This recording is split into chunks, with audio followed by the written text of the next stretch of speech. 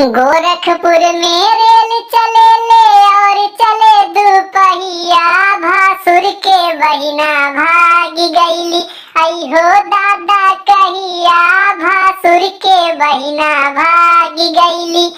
SP से दारोगा खोजे और खोजे सिपहिया, भासुर के बहिना भागी गईली, आई हो दादा कहिया, भासुर के बहिना भागी गईली। गोरखपुर में रेल चले ले और चले दुपहिया, समधी के बहिना भागी गईली, आई हो दादा कहिया, समधी के बहिना भागी गईली। एसपी से दारोगा खोजे और खोजे सिपहिया, समधी के बहिना भागी गईली, आई हो दादा कहिया, समधी के बहिना भागी गईली।